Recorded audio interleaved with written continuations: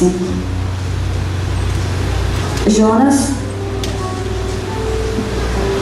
Jonas de Amanda, eu sou Jonas. Capítulo 1 até o 5. Amém. Então vamos ler. Faz algum tempo já que eu não ministro, irmãos, então não vou cansar vocês, mas vou falar uma palavra que o Senhor tem falado ao meu coração, que é para nós aqui nessa noite. A maioria aqui são todos cristãos. Vou falar sobre Jonas, mas é para nós essa palavra que o Senhor tem colocado, que diz assim, capítulo 1, versículo 1 até o 5. Veio a palavra do Senhor a Jonas, filho de Amitai, dizendo: Dispõe-te, vai à grande cidade de Nínive e clama contra ela, porque a sua malícia subiu até mim. Jonas se dispôs, mas para fugir da presença do Senhor, para Tarsis. E tendo descido a Jope, achou um navio que ia para Tarsis. Pagou, pois, a sua passagem e embarcou nele, para ir com eles para Tarsis, para longe da presença do Senhor. Mas o Senhor lançou sobre o mar um forte vento, e fez-se no mar uma grande tempestade, e o navio estava a ponto de se despedaçar.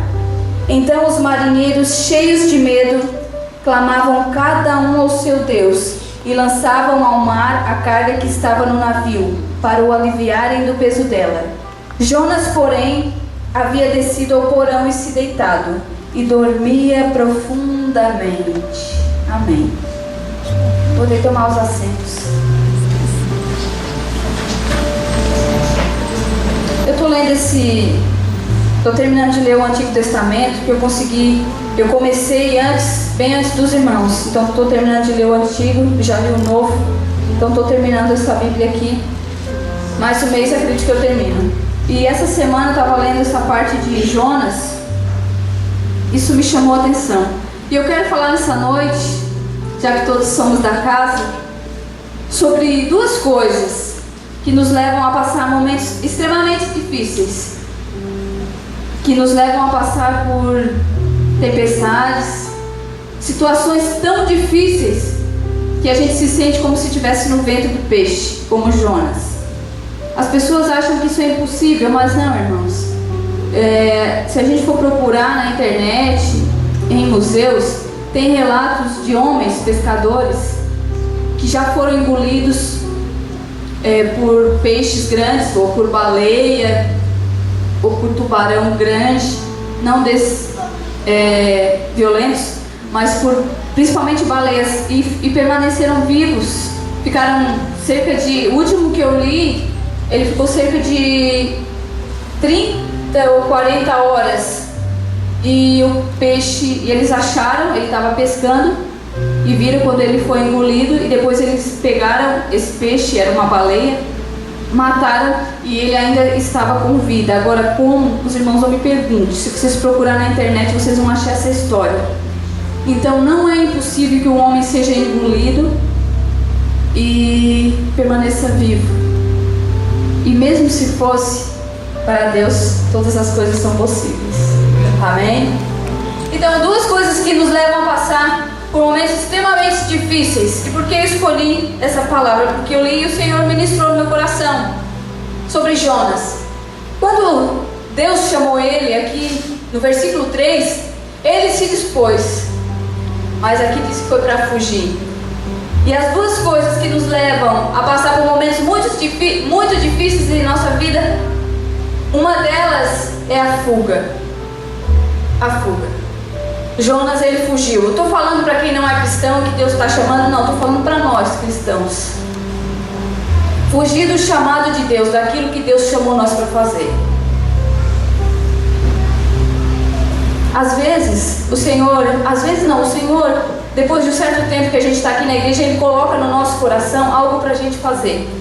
Ele fala conosco através de profecia, através da palavra, aquilo ali começa a arder, e a gente sabe que Deus está chamando para fazer aquilo ali, só que a gente finge que não escuta, irmãos.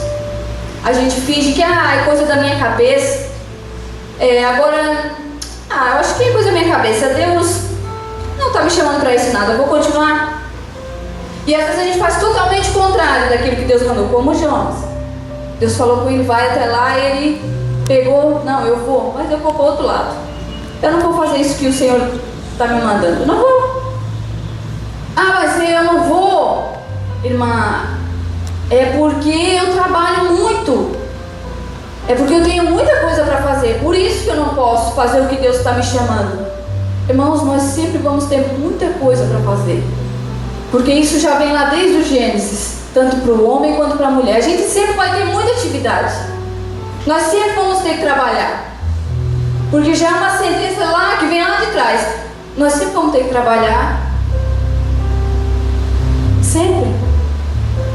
E quando Deus fala, Ele fala conosco, que Ele sabe disso. Quando Marta e Maria, eu li essa palavra lá em Capivari, ela me chamou a atenção. Quando Marta e Maria, elas receberam Jesus em casa, Marta, ela não estava errada. Ela estava trabalhando, ela estava servindo a visita. Às vezes as pessoas dizem, Marta, ela estava trabalhando, irmãos, ela era mulher, ela tinha que fazer comida, ela estava com visita em casa. Mas Maria, ela se organizou, escolheu a melhor parte. Mas Marta, ela se enrolou com tanto serviço que ela tinha e ela acabou não dando atenção à visita dela. Quando chega uma visita na nossa casa, a gente tem que atender, mas a gente também tem que dar atenção. Ah, mas é muito difícil, mas não é impossível. Então, sempre nós vamos ter muita coisa para fazer. Sempre o ser humano sempre vai ter que trabalhar, vai ter que correr atrás, porque é uma ordem que já veio lá de trás, irmãos. Se a gente ler o Gênesis, quando Adão pecou, quando Eva e o Adão pecaram, Deus deu a sentença que as mulheres, tanto para a mulher como para o homem. Então não tem como nós ficar parado e Deus, Deus, agora eu posso, que eu estou totalmente parado, eu posso fazer. Não. Deus vai te chamar e você vai ter sempre muito serviço, mas você vai ter que separar um tempo para Ele. Você vai ter que separar um momento para Ele. Quando eu me converti em 2001, eu trabalhava em 2 serviços e fazia faculdade todas as noites e no sábado pela manhã. E eu sempre cantei, irmão, eu sempre gostei de cantar. E quando eu tinha uma folga, eu vinha pra cá, a igreja era aqui embaixo, onde é a cozinha ali. Eu vinha pra cá, me trancava, ia cantar, ia ensaiar, porque eu tinha muitas funções, mas aquele momento que eu tinha vago, eu vinha aqui fazer alguma coisa para Deus. Será que nosso tempo vago a gente tem dedicado um momento para Deus, mas a gente está tão cansado e sei lá, está tão sobrecarregado e quer se distrair? Será que nós não temos um tempinho para Deus? Trabalhar, irmãos, em 2 serviços, eu pegava ônibus, tomava banho na escola, comia quando dava tempo. Às vezes é difícil falar isso, mas foi uma época em que o Senhor, Ele me lapidou. E eu não posso dizer que eu não tenho tempo. Foi tempo difícil, de passar muita dificuldade, mas nunca deixei. Às vezes eu não tinha força para dobrar o joelho à noite, mas sentada na cama, eu fechava a porta e eu ficava ali orando, sentada, porque eu estava muito cansada. Chegava meia-noite, 11h30, eu chegava no ônibus e ia comer, e às meia-noite eu dormia, eu fechava a porta e ficava ali. Era o meu tempo com Deus. E quando eu tinha, e no sábado e no domingo, quando eu tinha culto fora, eu ia, era solteira, tinha mais tempo, né? Ia, porque aquilo ardia, o Senhor tinha colocado isso no meu coração. E hoje a gente tem tanta coisa, tanta tecnologia que não deixa a gente ter esse tempo, né? A gente trabalha muito e a gente sempre vai ter que trabalhar muito, principalmente as mulheres em casa, porque a gente tem muito serviço, aparentemente não, mas quem é mulher e tem que dar conta da família ou que trabalha fora não sabe que tem muito serviço em casa. Mas isso não vai impedir de a gente separar um tempo para Deus. Às vezes as pessoas olham para mim, mas não conhecem a história de antes. E poucas vezes eu vejo pessoas virem aqui e dedicar 15 minutos, 20 minutos, e vir aqui orar, não digo orar, mas vim aqui, eu vou lá arrumar alguma coisa. Eu vou lá, isso você não está fazendo para nós, para a Igreja Betel. Isso você está fazendo é para Deus. Não é para nós, irmãos. Mas quem tem que fazer as coisas são vocês. Amém? Nós temos que estar aqui. Estou aqui quase todos os dias. Separei 2 dias para não vir, mas estou aqui porque é o nosso trabalho também, é aquilo que Deus nos chamou para fazer. Mas Deus também está te chamando. Deus está te chamando para fazer algo. E hoje a gente parece que foge daquilo que Deus falou. Sempre tem uma desculpa. O trabalho não é desculpa, irmãos, que nós vamos sempre ter que trabalhar. O trabalho não é desculpa. E essa fuga daquilo que Deus nos chamou para fazer, isso traz esses momentos que Jonas passou aqui. Um momento extremamente difícil na vida dele. Eles estavam à deriva, quase. Mas antes de ele perceber isso, a outra coisa que nos leva a passar por esses momentos é o sono. É a fuga e é o sono. Porque quando você começa a fugir daquilo que Deus te chamou para fazer, Deus sabe o quanto você pode fazer. Ele sabe que você tem um tanto. Cada um sabe o que tem para fazer em casa, o que tem para fazer no trabalho. Ele sabe que você vai até um tanto. Mas ele sabe que você tem essa chance de fazer. E Jonas, quando ele começou a fugir, ele passou por um estado de sono, de dormência. Não digo assim. Aqui no versículo 5 dizia que ele dormia profundamente. Não é estado de descanso, irmãos, porque quem foge de Deus não descansa. É um estado de dormência. Sabe? Quando a gente diz, não, parece que aquele lá está dormente. É assim que Jonas estava. Quando ele estava dormindo no porão, os marinheiros, as pessoas que estavam naquele navio, estavam aqui, trabalhando e jogando as coisas no mar. E ele estava dormindo, porque ele entrou no estado de dormência. Ele não estava nem aí, porque espiritualmente falando, ele estava dormindo.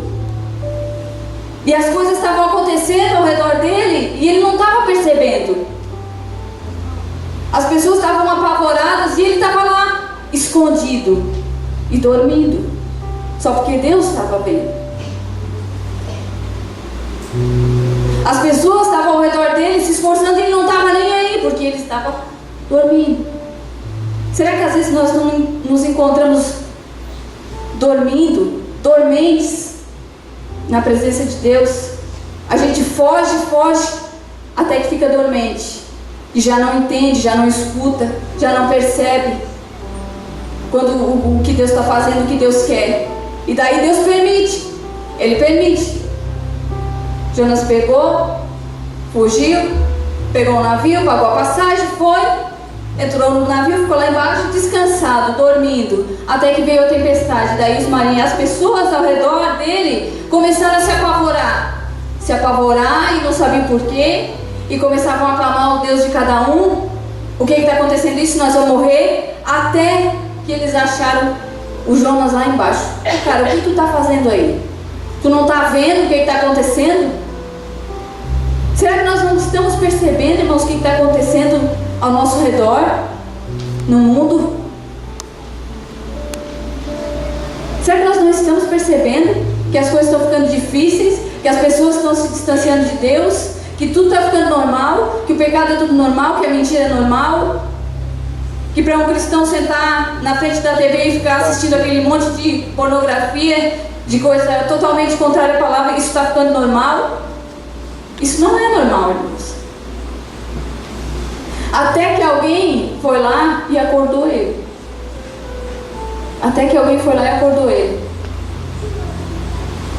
Chegou lá, tu não está vendo o que está acontecendo? E daí, o mestre Aqui diz, eu vou ler aqui, vocês só escutem. Chegou-se a ele o mestre do navio e disse: que passa contigo? Levanta-te, invoca o teu Deus, talvez assim esse Deus se lembre de nós, para que nós não venhamos a perecer. E daí eles começaram apavorados, jogar sorte. Naquela época se fazia isso para ver quem era a culpa, porque alguém tinha culpa do que estava acontecendo.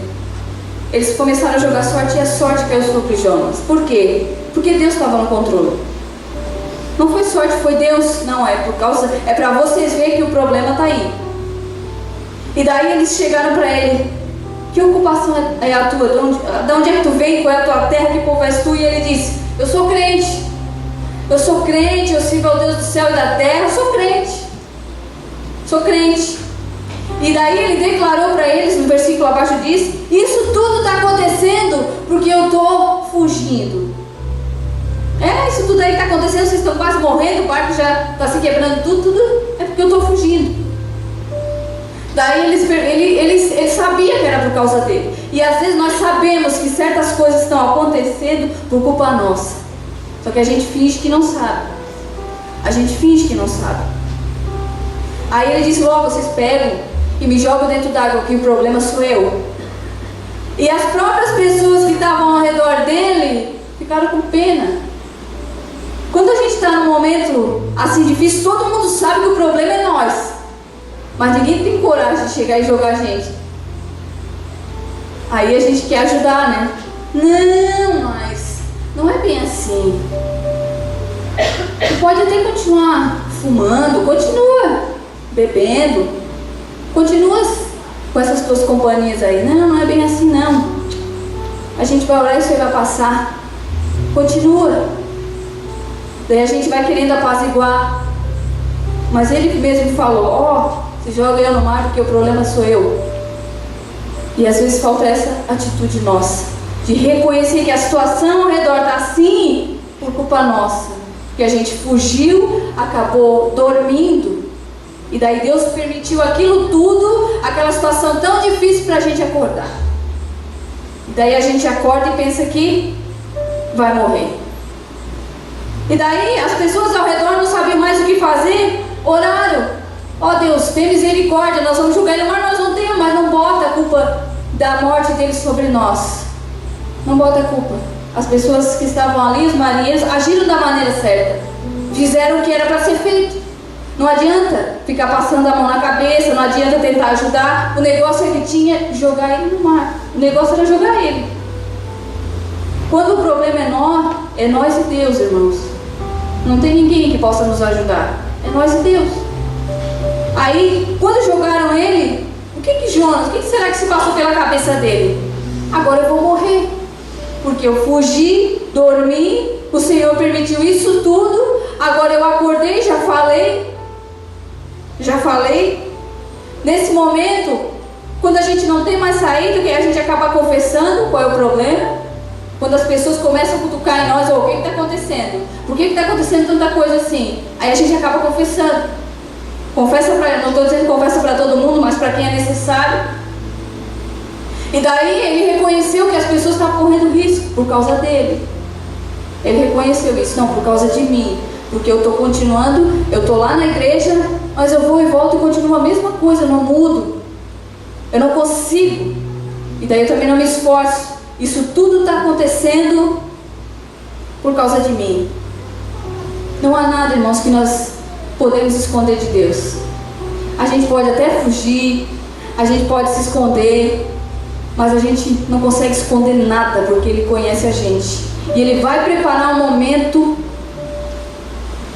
para que a gente possa confessar isso, possa se livrar disso, possa seguir adiante novamente. Ele vai preparar esse momento.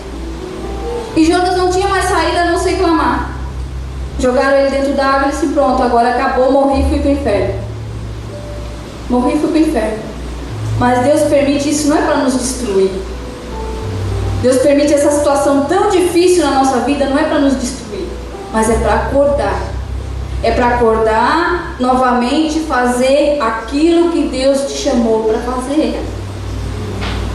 Mas eu não posso. Pode. Deus é justo, irmãos.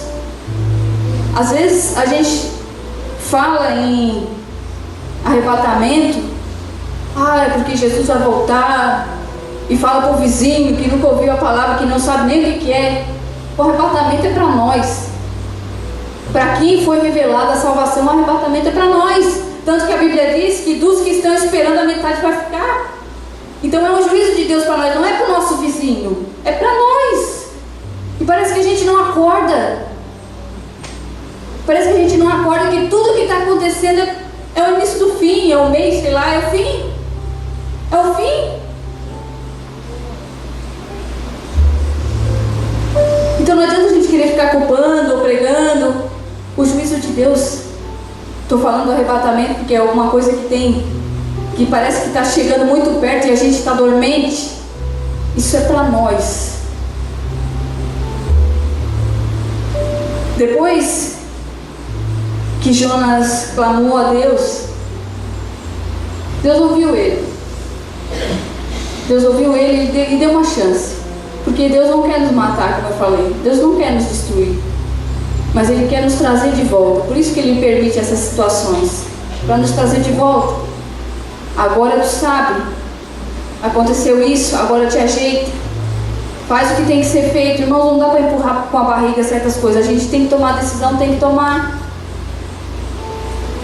Nós somos cristãos ou não somos? Ou a gente só vem na igreja assistir o culto? Vai ter um tempo que a gente vem na igreja só assistir o culto, mas depois Deus vai nos purificando, vai nos chamando. E eu quero terminar essa palavra. E quando Jonas clamou a Deus, que ele reconheceu que o problema era ele, e ele clamou a Deus, Deus trouxe ele de volta, colocou ele em terra e disse: agora tu vai e faz o que eu te mandei fazer, eu vou te dar outra chance. Vou te dar outra chance. Agora tu começa tudo de novo. Só porque agora tu vai e faz, tu me obedece. Porque não adianta a gente fugir. Não adianta a gente fugir sempre. Vai ter um tempo que não vai dar mais para fugir. Vai ter um tempo que alguém vai acordar a gente: o negócio tá assim, tá assim. A gente vai ter que se acordar. Nós já estamos chegando no fim, irmãos. E eu quero terminar citando aqui em 1 Coríntios, que fala sobre a ceia. 1 Coríntios 11. Quem come e bebe sem discernir o corpo, come e bebe juízo para si. Porque se julgássemos a nós mesmos, Deus não nos julgaria com certas situações. Por que nós viemos para a igreja? Daí o pastor fala aqui: examine-se o homem a si mesmo e coma do pão. Amém, irmãos, examine-se. Daí a gente se examina, lembra aquele momento, aquela coisa que a gente fez errado, lembra daquele irmão, daquela pessoa que a gente odeia, que tem que orar por ela para sair essa coisa, porque isso não é de Deus. A gente se ira com as pessoas, se irrita, mas nós temos que perdoar. A gente lembra de tudo isso. Deus nos perdoa, a gente toma a ceia e a gente sai pela porta, mesma coisa. Mesma coisa. O que fuma volta a fumar, o que bebe volta a beber, o que mente continua mentindo. E a situação continua a mesma. E isso traz um estado de dormência. 1 Coríntios 11.